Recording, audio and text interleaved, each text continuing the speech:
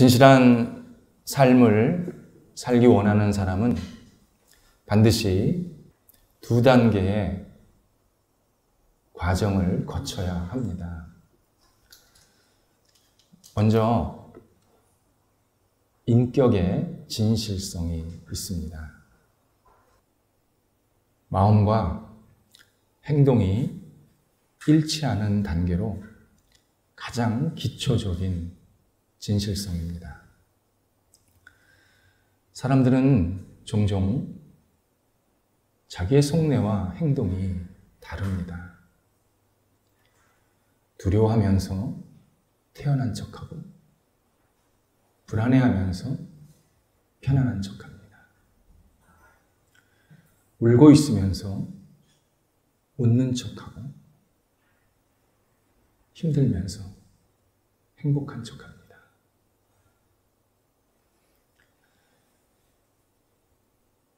다른 사람에게 잘 보이는 것은 성공했는데 막상 자신은 괴롭습니다. 나 자신을 속이고 있기 때문입니다. 그래서 뭐뭐하는 척하는 생활은 오래가지 못합니다. 일부 이중적인 생활이 습관화된 사람을 제외하고는 누구나 다 겉과 속이 일치하기를 갈망합니다. 그래서 심리학이 도움이 될 때가 있습니다. 심리학은 내 속내와 감정을 잘 파악하게 해서 그것에 맞게 행동하도록 격려해 주기 때문입니다. 그런데 2번째 단계 때문에 인격의 진실성은 한계가 있습니다. 존재의 진실성입니다. 내가 겉과 속이 같았더라도 마음이 굉장히 불편할 때가 있습니다. 기초적인 진실성보다 더 깊은 진실성이 채워지지 않았기 때문입니다.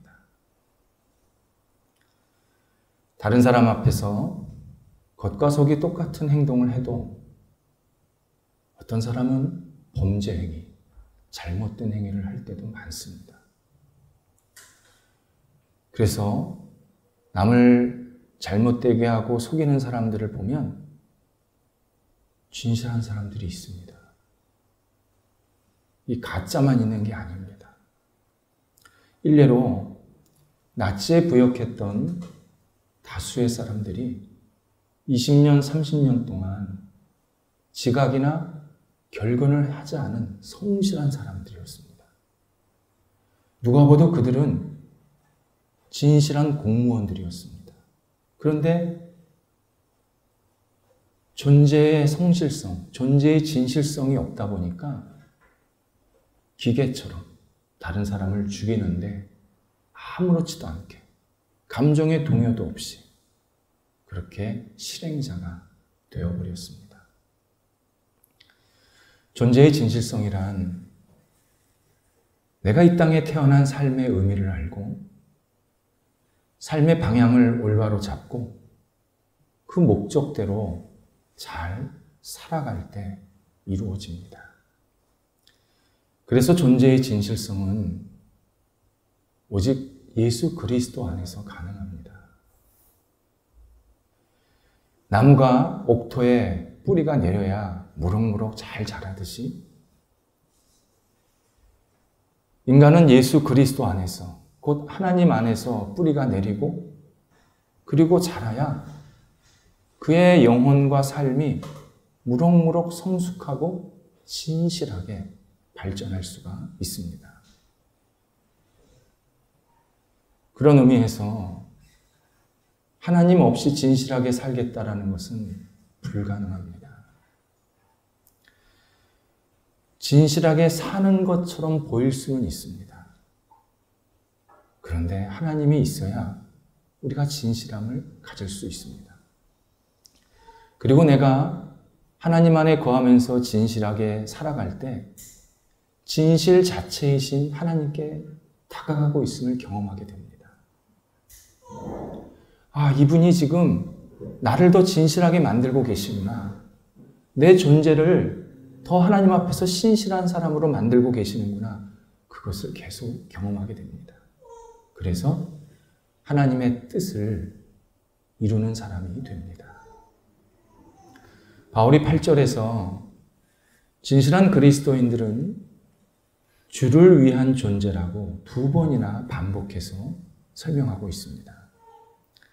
살아도 주를 위하여, 죽어도 주를 위하여 라고 표현합니다. 내가 주를 위하여 산다라는 것, 결국 하나님의 영광을 위해서 산다라는 것은 하나님을 내 삶 속에서, 내 생활 속에서 최우선으로 여긴다라는 뜻입니다. 이때 하나님의 영광을 돌려드리면서 내가 억지로나 의무적, 곧 노예 정도의 그러한 복종이 아닙니다. 하나님은요, 인간에게 어떠한 사랑도 구걸하지 않으십니다. 우리가 오해를 하는 게 마치 하나님이 내 사랑을 필요로 하는 것처럼 생각하는데 아닙니다. 사랑은요, 내가 하나님께 드리고 싶어서 드리는 겁니다. 하나님은 애정을 절대 강탈하시지 않으십니다. 그리스도인이 하나님의 영광을 위해서 산다는 것은 자발적 기쁨과 감사로 하는 행동입니다. 이때 하나님께서 우리의 영혼에 하나님의 영광을 찬란하게 드리워지게 하십니다. 그래서 내 영혼이 하나님의 영광을 받아서 진정한 행복감을 느끼게 만드십니다. 놀랍지요? 나는 하나님을 영화롭게, 영광스럽게 산다고 했는데 실제로 기쁜 게 내가 기쁜 겁니다. 내가 행복하고 내가 감사하고 그리고 내 영혼 속에 하나님의 영광이 가득 채워져서 밝은 영혼으로 세상을 살아가게 만드십니다. 이를 위해서 예수님께서 우리를 당신의 소유로 만드셨다. 그리스도인은 주님의 것이다. 바울이 설명하고 있습니다. 그리스도인이 주님의 것이라는 것은 대단한 특권입니다. 내가 어떤 것을 소유하고 있다, 가지고 있다라는 것은 이거를 내가 책임지겠다는 겁니다. 함부로 쓰지 않겠다는 겁니다. 여러분, 내가 남의 거 빌린 거하고 내 거하고 차이가 뭔지 아십니까? 남의 거 빌린 거는요, 진짜 막 씁니다.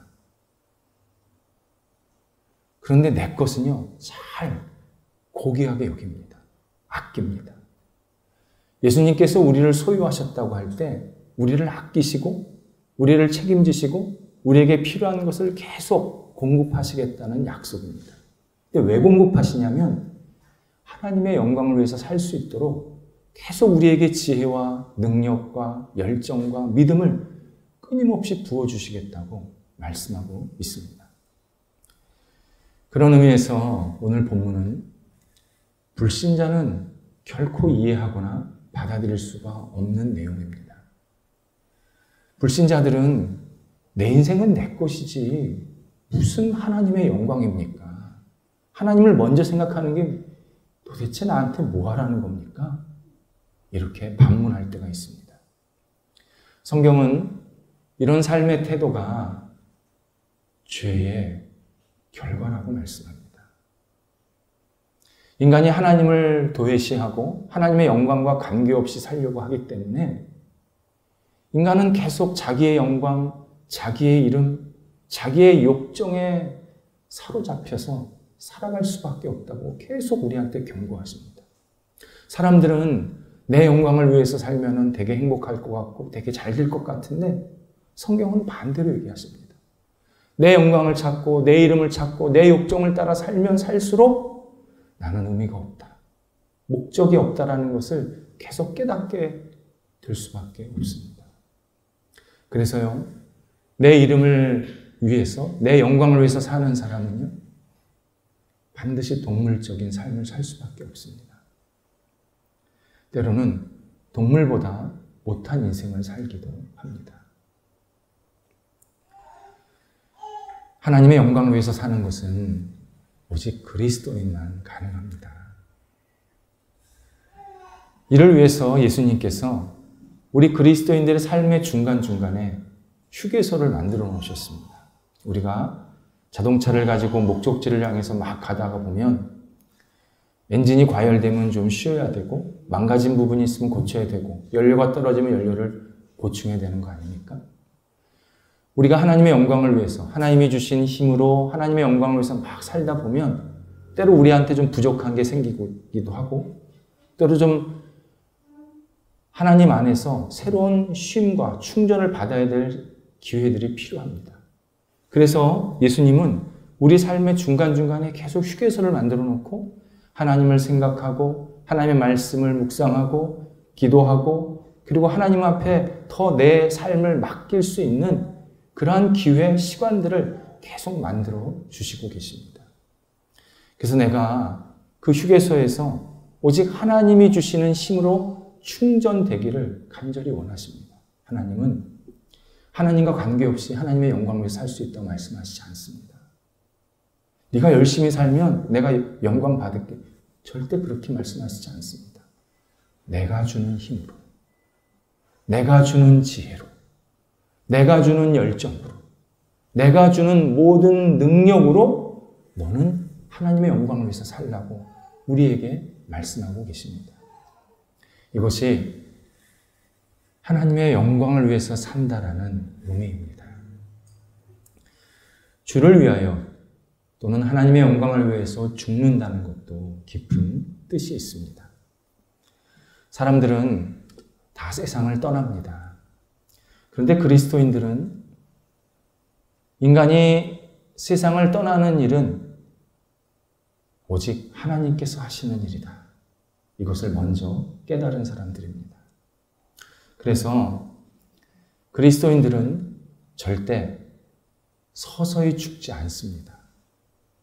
서서히 죽는다는 것은 조금씩 낙심하고, 조금씩 절망하고, 조금씩 삶의 의욕을 잃어버리는 삶을 말합니다.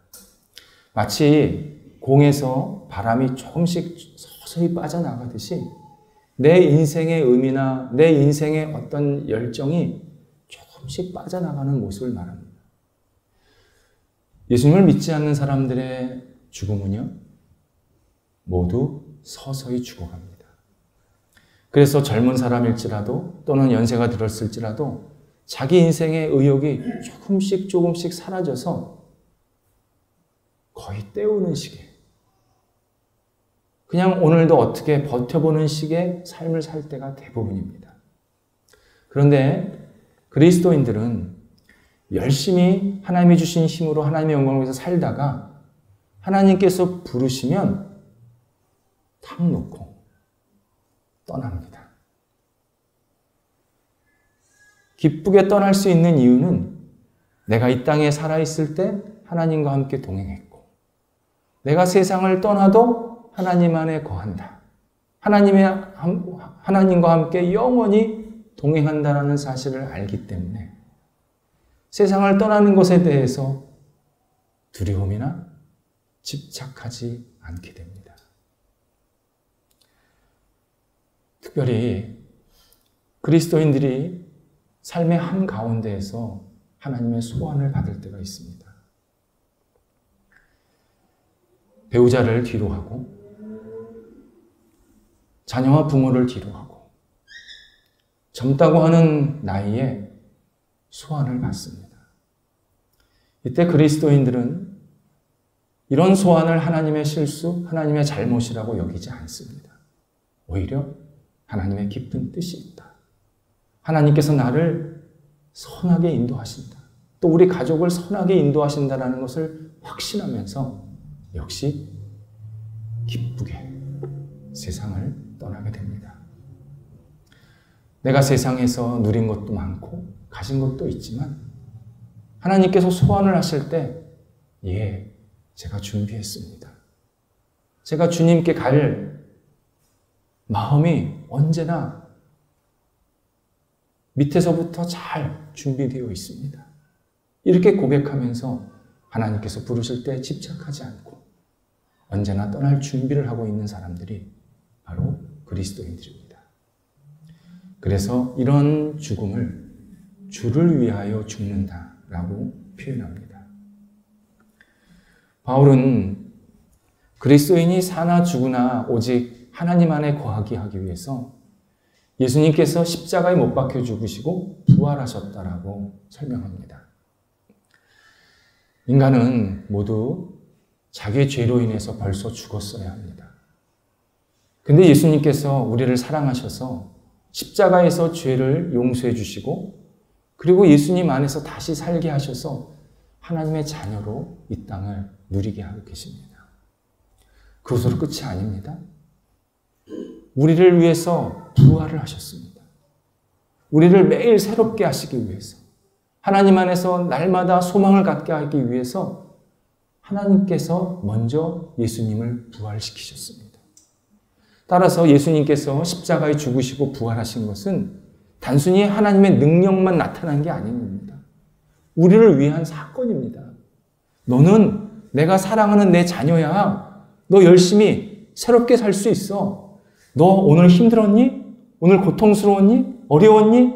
다시 예수님과 함께, 예수와 함께 일어날 수 있어. 시작해. 출발해. 우리에게 날마다 새로운 힘과 용기를 주시려고 십자가와 부활을 경험하게 만드십니다. 하지만 마태복음 22장에 의하면 사두개인들은 인간의 부활을 받아들이지 않았습니다. 그들은 철저히 현실주의자고 철저히 자유주의자였습니다. 성경의 사두개인들은 우리 시대의 대부분의 사람들을 대변합니다. 그들은 인간이 부활한다는 것은 비이성적이고 비논리적이고 어리석은 믿음이라고 생각했습니다. 그런데 예수님께서 그들의 태도, 그들의 믿음을 오히려 어리석다고 지적을 하십니다. 두 가지 이유로 어리석다고 말씀하시는데 하나는 하나님의 말씀을 거부하고 있다고 말하십니다. 하나님께서 말씀으로 성경을 통해서 아주 오래전서부터 인간은 부활한다, 부활한다 계속 강조하고 계시는데 인간은 자신의 생명보다 더 오래된 하나님의 말씀을 계속 무시합니다. 그리고는 자기의 생각과 기준대로 삶과 죽음과 부활을 받아들이면서 부활은 없다. 죽음은 끝이다. 삶은 짜릿한 거다. 이렇게 계속 받아들이면서 어리석은 생활을 하고 있다라고 예수님께서 분명하게 지적하고 계십니다. 또 하나는 하나님의 능력을 무시하고 있다고 말씀하십니다. 우리가 부활하는 게 아닙니다. 내 힘으로 내가 다시 사는 게 아닙니다. 하나님이 나를 부활시키시는 겁니다. 하나님은 인간을 부활시키시는 뿐만 아니라 이 온 세상을 있게도 하고 없게도 하시는 전능하신 분입니다. 그런데 인간은 그 하나님을 자기의 마음속에 쏙 가다두고 하나님은 능력이 있다 없다, 하나님은 이런 분이다 저런 분이다 계속 잣대를 댄다는 겁니다. 그러면서 하나님은 우리를 부활시킬 수 없다, 나는 부활이 없다라고 계속 떠들어대고 있습니다. 이것을 예수님께서 어리석다라고 분명하게 지적하고 계십니다. 그러면서 22장, 마태복음 22장 32절에서 이렇게 말씀하십니다. 너희는 나는 아브라함의 하나님이요 이삭의 하나님이라는 말씀을 읽지 않았느냐. 하나님은 죽은 자의 하나님이 아니라 산 자의 하나님이다. 이렇게 말씀하십니다. 나는 누구누구의 하나님이다 할 때 이 시제가 현재형입니다. 하나님은 아브라함에게 나타나셨을 때도 나는 너의 현재의 하나님이다. 이삭에게 나타났을 때도 나는 너의 지금의 하나님이다 말씀하셨습니다. 이삭의 입장에서는 아버지에게 지금 현재의 하나님이라고 하셨으면 자기한테는 과거의 하나님이라고 생각할 수도 있었습니다. 그런데 하나님은 분명히 이삭에게도 나는 너의 지금 현재의 하나님이라고 말씀하십니다. 이것은 지금 우리에게도 똑같이 말씀하십니다. 하나님은 영원히 우리에게 현재적 하나님이십니다. 2000년 전 유대인의 하나님이 아닙니다. 우리 할머니의 할아버지, 우리 조상의 하나님이 아닙니다. 지금 나의 하나님이고 나의 영원한 현재적 하나님으로 함께 하시겠다고 약속하고 계십니다. 그래서 내가 세상을 떠나도 나한테는 소망이 있고, 내가 후손, 우리 자녀들이 10대, 20대 넘어가도 희망이 있고, 매일매일 나는 현재적 하나님을 믿고 살고 있기 때문에, 그 현재적 하나님이 나와 함께 하시겠다고 약속하시기 때문에 나는 어떤 상황에서도 하나님의 자녀로 이 땅을 살아갈 수 있습니다. 바울이 10절에서 이렇게 현재적 하나님을 믿고 사는 그리스도인들이 반드시 해야 할 일 하나가 있다 말씀합니다. 내 형제를 업신여기지 말라. 굉장히 놀랍고도 의외의 말씀을 전해주고 있습니다. 내 현재적 하나님을 찬양하라, 기도해라, 예배하라 그렇게 표현하고 있질 않고 내 형제를 업신여기지 말라. 열매가 나무에게 맺혔다는 것은 나무가 살아있고 건강해서 그 열매에게 지속적으로 영양분을 공급했다라는 뜻입니다. 열매가 잘나서 멋진 열매가 맺힌 게 아닙니다. 나무가 훌륭해서 열매를 키운 겁니다. 나무가 열매를 조절해 준 겁니다. 그러니까 건강한 나무일수록 좋은 열매가 맺히는 겁니다. 하나님께서 우리를 구원하시고 하나님의 자녀로 삼아주셨다는 것은 하나님의 은혜와 공유를 베푸셨다는 의미입니다. 그런데 우리는 하나님의 은혜와 공유를 받았으면서 형제를 무시하면 내가 하나님의 은혜와 공유를 받지 않았다는 것을 보여주기 때문에 문제가 된다는 겁니다. 내가 하나님의 은혜와 공유를 받았으면 그걸 인정하고 받아들이면 나는 당연히 옆 사람을 똑같이 하나님의 은혜와 공유로 대할 수밖에 없습니다. 그런데 내가 옆 사람을 무시하고 가벼이 여기고 있다는 것은 하나님께 난 분의를 받고 있지 않습니다. 나는 하나님의 사랑과 은혜가 없습니다. 이렇게 말하는 것과 똑같은 겁니다. 그래서 바울이 우리가 현재의 하나님을 믿고 그 그리스도의 자녀가 되었다면 형제를 업신여기지 말라고 권면하고 있습니다. 그리스도인은 하나님을 중심으로 서로 다 연결이 되어 있습니다. 내가 옆 사람을 무시하면 하나님을 무시하는 겁니다. 내가 옆 사람을 가볍게 여기면 그를 붙잡고 계시는 하나님을 가볍게 여기는 겁니다. 어떤 분은 저는 옆 사람 가볍게 여기지 않았습니다. 그리고 하나님도 무시하지 않았습니다. 그리고 내가 좀 무시했던 사람이 있긴 있는데요. 그 사람 무시할 만한 행동을 했기 때문입니다. 그 사람 가볍게 행동했기 때문에 내가 가볍게 여겼습니다. 그렇게 주장하기도 합니다. 이분은 좀 더 깊은 것을 생각하지 못한 분이십니다.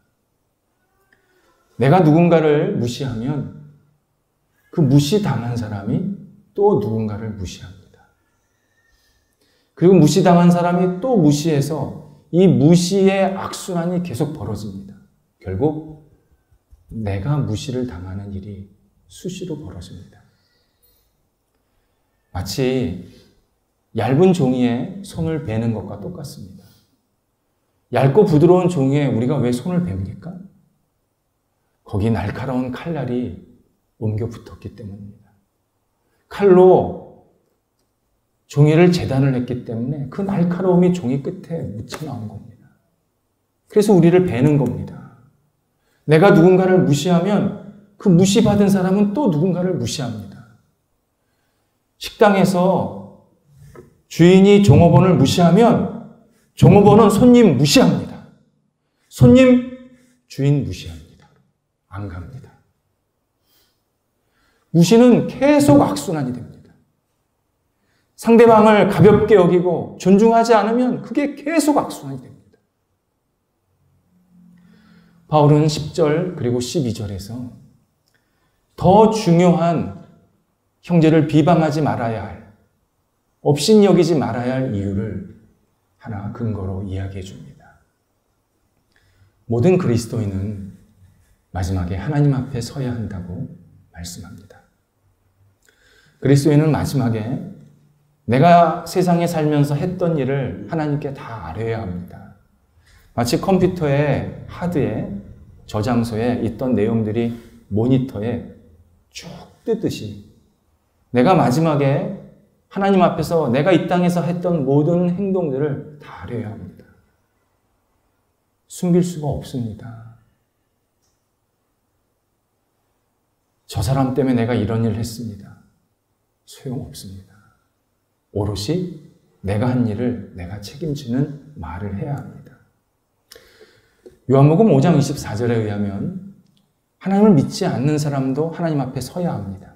근데 그때 그들은 다른 행동은 다 보지도 않으십니다. 하나님을 믿지 않았기 때문에 영원한 형벌에 받는 심판이 되게 하신다고 말씀하십니다. 그런데 그리스도인은 하나님을 믿었기 때문에 하나님의 자녀로 인정받는 시간, 판단을 받는다고 말씀을 하십니다. 하지만 내가 하나님의 자녀로 살았다고 모든 일을 다 옳고 완벽하게 한 게 아닙니다. 분명히 잘못한 게 있습니다. 물론 우리가 평소 때 잘못할 거 하나님 앞에 진심으로 회개하면 하나님께서 정말 양털같이 깨끗이 없애주십니다. 그건 나중에 심판 때도 얘기 안 하십니다.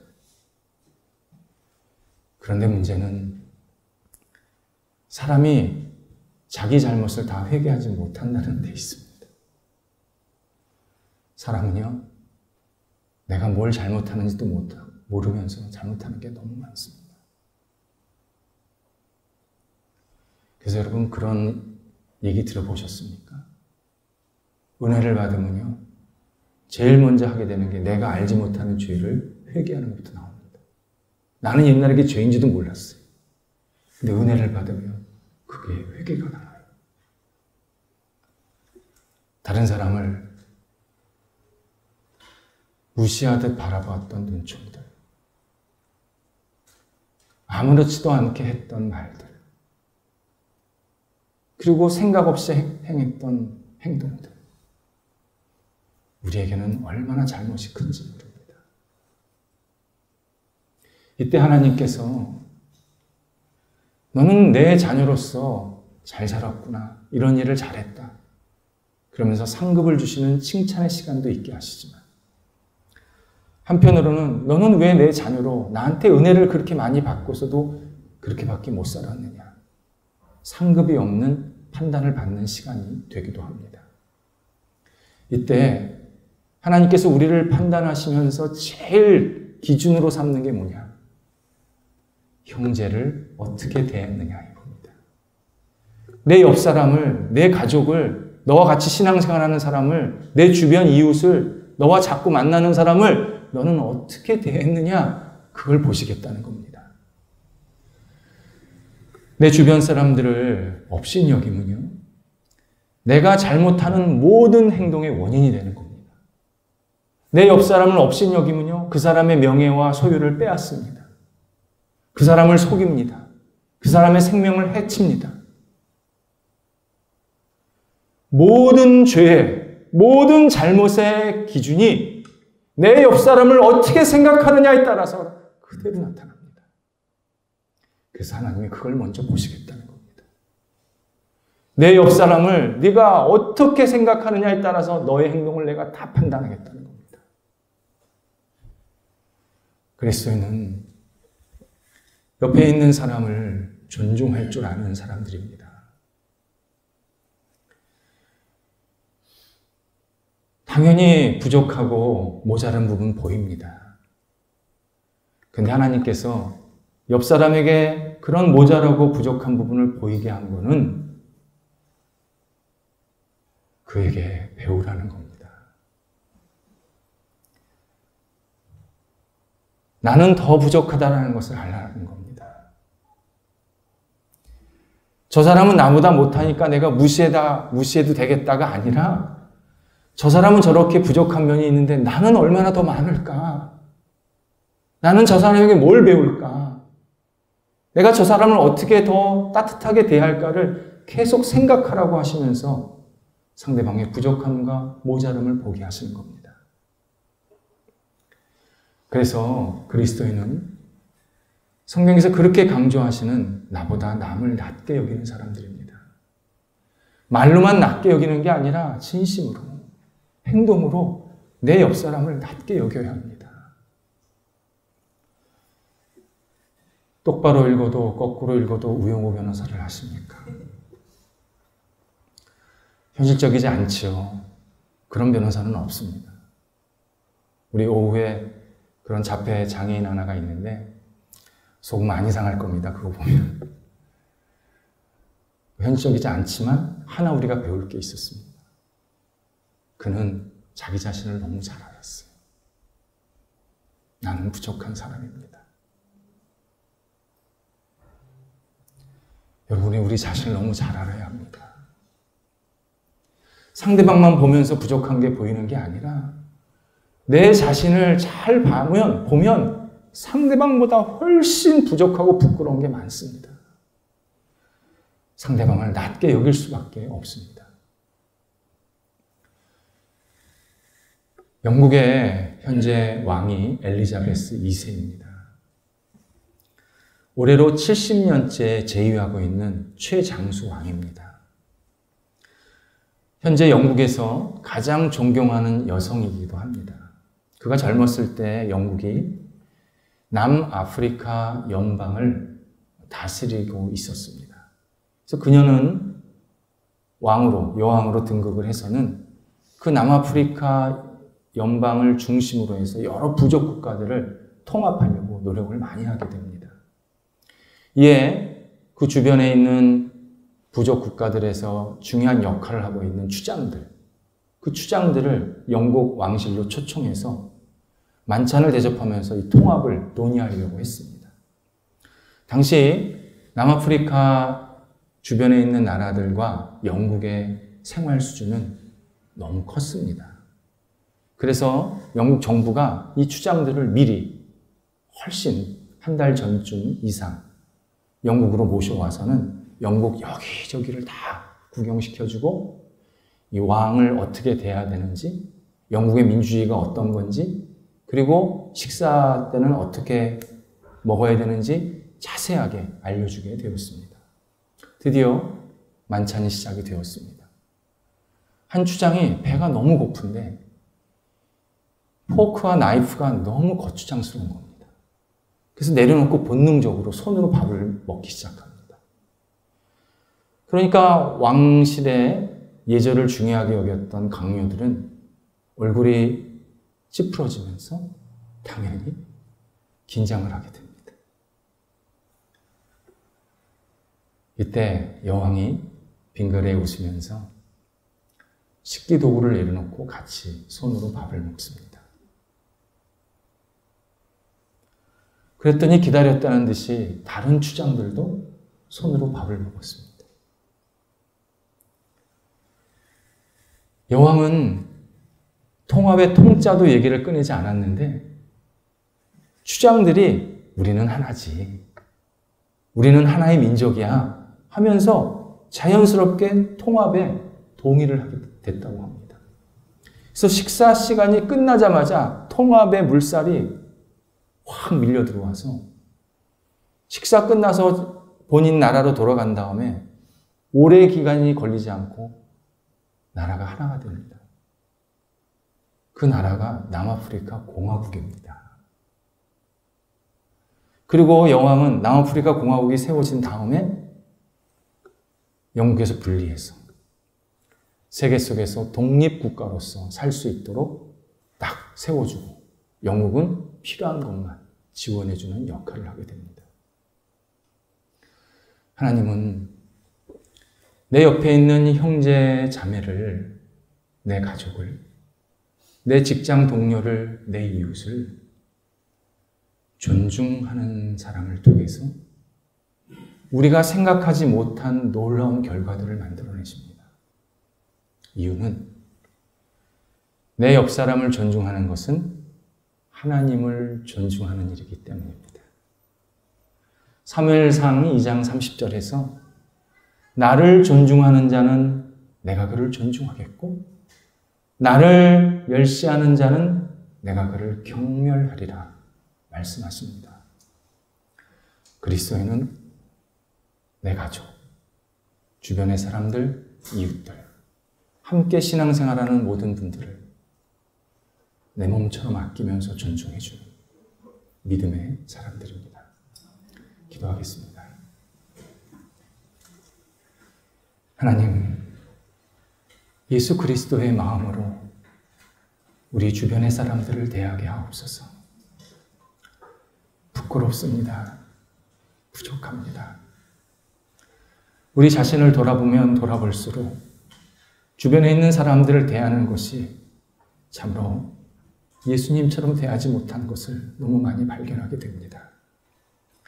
하나님, 주님을 섬기듯 내 옆에 있는 사람을 섬기게 하시고 나보다 늘 낮게 여기는 믿음의 사람들이 되도록 인도하여 주옵소서.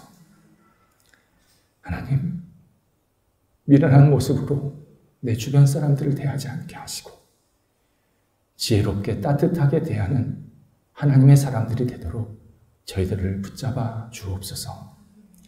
예수님의 이름으로 기도드립니다. 아멘.